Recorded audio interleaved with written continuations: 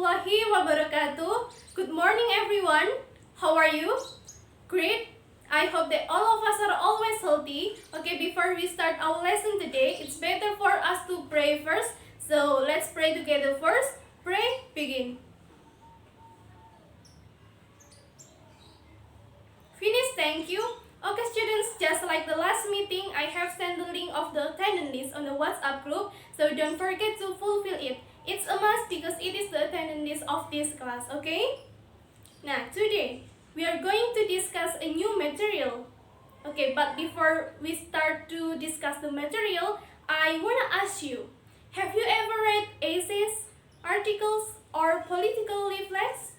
Pernah membaca esai, artikel, atau selebaran mengenai politik? Don't you think that many of them persuade the readers on a particular issue? Misalnya, ketika kita membaca artikel seseorang mengenai bahaya narkoba, pasti isi yang dibahas berkaitan dengan dampak-dampak negatif mengenai narkoba. Dan penulis berusaha untuk meyakinkan dan membujuk pembaca untuk menghindari narkoba, kan? Nah, there is a kind of text that is used to persuade readers on a particular issue. Nah, anyone knows what kind of text is this? It is an exposition text. Okay, today we are going to learn about exposition text. But before starting to discuss the lesson, now let's take a look to the slide first. Exposition text consists of two kinds, analytical and hortatory. Nah, pertanyaannya, what is the difference? Perbedaan paling mudah dapat kita temukan di bagian akhir teks. Analytical exposition is usually ended by a conclusion, while hortatory exposition text is ended by a recommendation. Jadi, untuk analytical text biasanya diakhiri dengan simpulan dari keseluruhan isi teks, sedangkan untuk hortatory text biasanya diakhiri dengan saran untuk pembaca. Misalnya, ada sebuah esai mengenai mengapa siswa perlu mengelola stres. Nah, di paragraf akhir penulis memberikan saran bahwa untuk mengelola stres kita perlu menemukan penyebab kita menjadi stres terlebih dahulu. Setelah itu, baru kita mencari cara untuk mengatasinya. Maka, teks tersebut disebut sebagai hortatory text. Jika teks tersebut diakhiri dengan simpulan, maka teks tersebut baru disebut dengan analytical exposition text. Nah, today we are going to focus on this text, analytical exposition text. Nah, jadi hari ini kita akan membahas mengenai analytical exposition text. Exposition text yang diakhiri dengan simpulan. Mungkin beberapa dari kalian ada yang masih kurang familiar dengan teks ini ya. Jadi hari ini kita akan membahas mengenai the characteristics, social function, text structure, and also the language features of an analytical exposition text. Okay, let's continue to discuss these materials and go back to the slide. Let's begin with the characteristics of analytical exposition text. The first characteristic is that an analytical exposition text evaluates a topic critically but focuses only on one side of an argument. Nah, dalam penulisan suatu teks yang berisi argumen, biasanya kita harus menentukan posisi kita terlebih dahulu. Maksudnya, biasanya kan ada pro dan kontra ya. Nah, focuses only one side here means that kita harus fokus ke salah satu saja. Jadi, jika kita pro terhadap suatu isu tertentu, isi teks kita berarti hanya argumen yang agree atau yang mendukung isu tersebut. On the other hand, jika kita kontra terhadap suatu isu tertentu, isi teks kita hanya berisi argumen-argumen yang disagree atau yang tidak setuju dengan isu tersebut. Okay, the second one, an analytical exposition text is used to persuade people. Seperti yang saya sebutkan di awal, tujuannya adalah untuk membujuk orang-orang untuk memperhatikan suatu isu tertentu. Okay, the third one is that the argument have to be supported by facts and relevant information. Nah, argumen kita dalam teks tersebut harus didukung dengan fakta-fakta dan informasi yang relevan. Bisa dalam berupa bukti, contoh-contoh, atau yang lain. Okay, the last one, the thesis statement has to be reiterated in the conclusion. Nah, di dalam analytical exposition ada yang namanya thesis statement. Thesis statement adalah argumen utama kita. itu harus ada dan biasanya di paragraf pertama. Nah, thesis statement itu harus diungkapkan kembali di conclusion, seperti disimpulkan lagi. Okay, we will discuss it more later. Okay, go to the next slide, the social function. As I told you before, an analytical exposition text is used to persuade your audience or your readers to look at an issue with your perspective. Jadi, untuk membujuk atau meyakinkan pembaca untuk memperhatikan suatu isu tertentu berdasarkan argumen atau perspektif kita. Nah, biasanya kita dapat menemukan analytical exposition text di speech, newspaper article, essay, letters, atau political leaflets, selebaran mengenai politik. Okay? Okay, now, let's move on and go to the next slide, structure of the text. The first one is title, jadi harus ada judulnya ya, dan judulnya harus sesuai dengan topik kita. The second one is introduction. Introduction is used to introduce our topic and states our thesis statement. Jadi paragraf ini berisi perkenalan topik kita dan thesis statement kita. Next, body. The body paragraphs of an analytical exposition text usually consist of a series of argument yang mendukung thesis statement kita. Meanwhile, conclusion is usually used to restate atau menyatakan kembali thesis statement kita. And biasanya juga bisa digunakan untuk menyimpulkan apa yang telah disampaikan di paragraf-paragraf sebelumnya.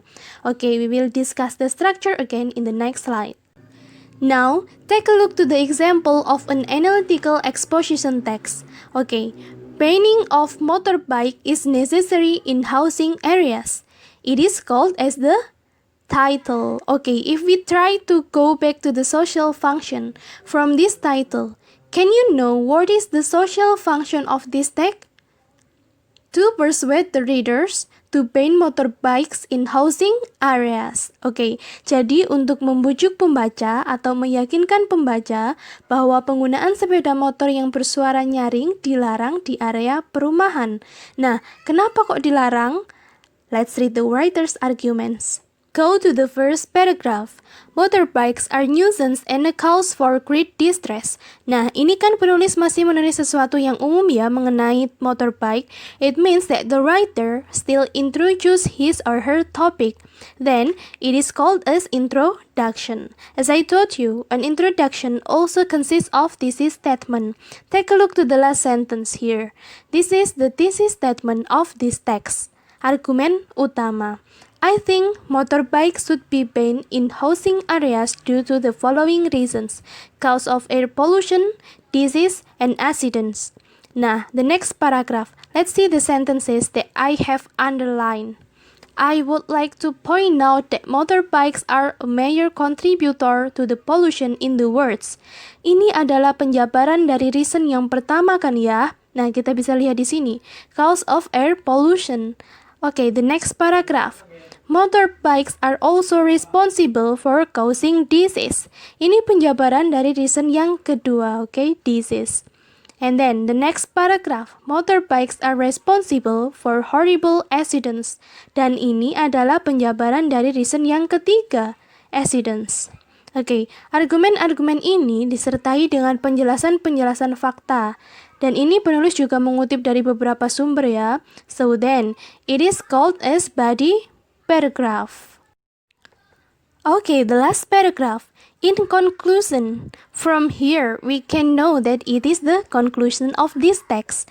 I strongly believe that motorbikes should be banned from housing areas. Nah, ini merupakan pernyataan ulang dari thesis statement-nya kan ya?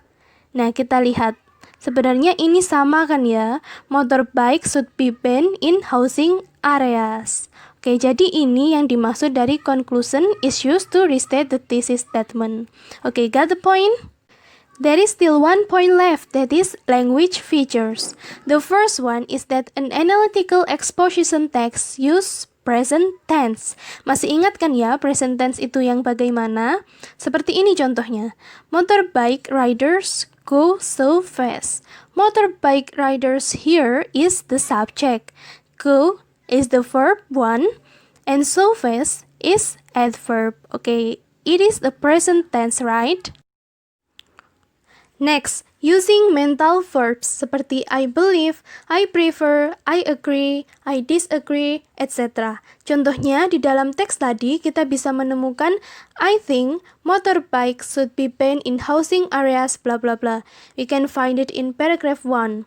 And also, I strongly believe that motorbikes should be banned from housing areas in paragraph 5. So here, the text use I think and also I strongly believe. Yeah, they are called as mental verbs.